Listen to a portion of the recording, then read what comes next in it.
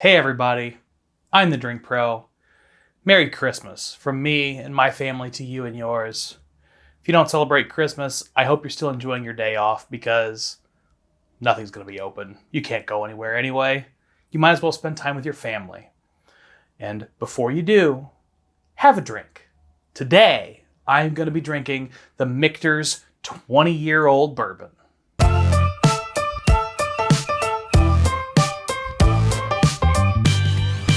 What's up, everybody? Kyle the Drink Pro here with you yet again. Thank you so much for liking, subscribing, sharing the video with your friends, joining me on the Patreon and everything you do to support the channel. It means the world to me. This is the day to celebrate it, guys. I don't know how many of you are or aren't Christians, but it's nice to take a day out of the year and just celebrate your life, reflect on your time with all the people around you, and take stock of what's going on in your life. This is going to be my last video of 2020. And I really wanted to make a point of saying thank you all so much from the bottom of my heart for everything you guys have let me do. And I really mean it that way. I mean, you let me do this. Because I have had so many doubts and so much turmoil and so many questions about whether or not I can keep making these reviews. I really didn't believe in myself like that. But with your help, I saw that I could keep doing this. I saw that this was a real possibility of something that I can keep doing for a long period of time. And with a lot of support. People have reached out to me, given me free whiskey. They've sat down with me and told me stories of their life, of their friends, of their love and their loss. Things that I never thought I would hear, taste, see, experience. 2020 has been a really hard year for all of us. Every one of us. But remembering today, of all days, what we're thankful for, why we're glad we're here, and why we're looking forward to 2021 has kept me going in the hardest and darkest of times, and I hope it will keep you going as well. Maybe that's a little heavy-handed for a bourbon channel, but I really don't give a fuck anymore.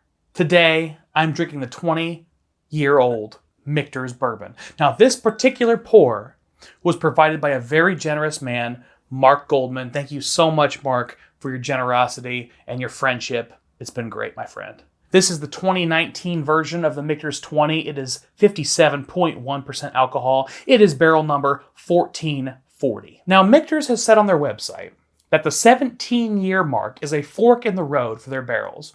At 17 years old, they really look at those barrels and they say, something is happening here. Is it going to be glorious or not?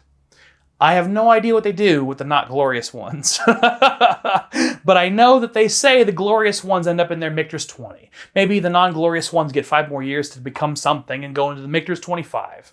Maybe they blend them into the normal whiskey. Who knows? But I will say that this is a pour I've tasted before. I'm looking forward to tasting again, especially to compare with these other bourbons. And it is something really special. Let's go ahead and nose this bad boy.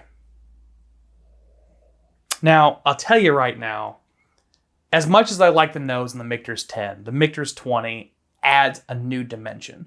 And it's a really difficult, unique thing to do. Because the Michter's 10, if you smell it, it's beautiful and fruity and just a gorgeous nose. But it's still missing a level. It's got all that sweet, fruity note, but it doesn't have any creaminess. And I felt like the Michter's toasted barrel bourbon had the creaminess, but didn't have the fruitiness. And the barrel strength bourbon had the creaminess and the oakiness, but the fruitiness got kind of pushed to the back because it was so oaky. That is not a problem with the 20-year. Yes, it's oaky, but it's also incredibly sweet and fruity. It is creamy. It is everything. It is incredibly complex. Certainly the most complex whiskey I have tasted in this 12 days of Michter's. And by the way, this is day 13. All right, let me give you some notes on this. Now, interestingly, a lot of those sweet aromatics that were sort of prominent and on full display with even the 10-year bourbon, but certainly with the US 1 and a couple of the others, they're very quiet on this 20-year. There's a sweetness, but it's not really any of the sweet aromatics. I guess I get vanilla, but mostly it's fruit. I get apple, candied peach, cherry. I get orange, but sort of a liquor orange, like an orange curacao. Definitely get sort of stewed peaches and some apricot. It's a cooked fruit for sure. It smells so warm and inviting and sweet too. It's almost like a cherry pie. I get a touch of that pie crust, but it's still pretty subtle.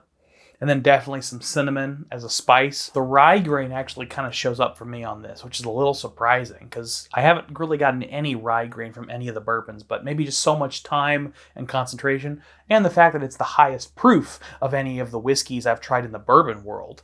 Actually, it might be the highest proof I've tried in any of the 12 days of Michters. But the rye grain starts to show up in a kind of fun way. Oh, it's just so beautiful, guys. Vanilla, fruity, maybe a touch of maple syrup. Let's give it a taste. Cheers. Oh, black currant, blueberry, honey, and then immediately from that fruitiness into this deep, rich oak. Man, that's like a smoked oak. It's bogged and smoked and old, and you can just taste the age on this. It's such a surprising pour because right off the bat, you get this beautiful high sweetness, this almost simple syrup, sugary, creme brulee, honey, caramel sweetness. And then immediately into those fruity notes, all those berries show up that I just named on the nose. They're there on the palate as well. And then mid-palate into the finish is oaky, and it's not too young, it's not sharp and dry, it's not over oaked, it's just beautifully aged, bogged wood. You know, people that aren't whiskey people often ask me, why is a whiskey going to cost $500, $600, $700? Like, what makes it that expensive? And obviously the market plays its role, rarity plays its role, but why is a whiskey like the Michter's 20 better than all the others? At its most basic, the Michter's 20 gives you this nice sweet caramel, honey, maybe a little bit of simple syrup into a beautiful cherry note with some apple and berry, and then it moves into a more traditional, deep, rich oakiness. But what I can't really articulate is how broad those flavors are. And I think broad is the right word because when I talk about the oakiness on the US 1 or on the Michter's 10 year even, it's a single level of oak. There is definitely an oak flavor, but it's very narrowly defined. The oakiness on the Michter's 20 is broad and layered and complex. And the problem is our language doesn't really have good words for that. Because we can explain that, yes, it tastes like oak. But in what way? You know, if you say, oh, it tastes like dry oak, it might just taste like one component of the dry oak. But this really has all of the nuance and character of a mahogany wood, of a deep, old, aged oak tree that's been freshly cut down for use in a whiskey barrel. Like, the kind and character of oak in this is next level. And although I'm not a big fan of deeply oaked whiskeys, there's enough sweetness and fruitiness and complexity in this pour that makes me want to keep coming back. So is the Michter's 20 oaky? Heck yeah, it's oaky. But it's not oaky in the same way of any other whiskey you've had under a couple $100.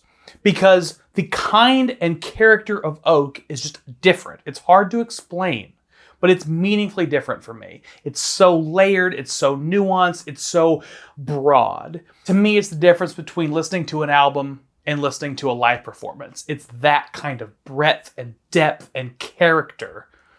There's so much more data to consume. So yeah, it's oaky. Yeah, it's that same band, but you can't compare the two. From the bottom of my heart, thank you guys so much for everything you've done for me this year and everything you've done to make 2020 a good year for me. 2020 was a good year for me. You know how few people can actually say that? I do. I know how few people can say that. And I feel truly blessed. I feel so thankful for all of you guys, for all of your support, and for everything you do for me. Thank you so much. I'm hoping to make 2021 even better. I've got a lot of cool changes coming to the channel on New Year's Day where I'm doing my live stream. The first live stream I've done in some time, to be honest with you, because I haven't done one in a while. But my first live stream, my first video of 2021 is on New Year's Day. Yolanda and I are going to eat Chinese food and talk about it.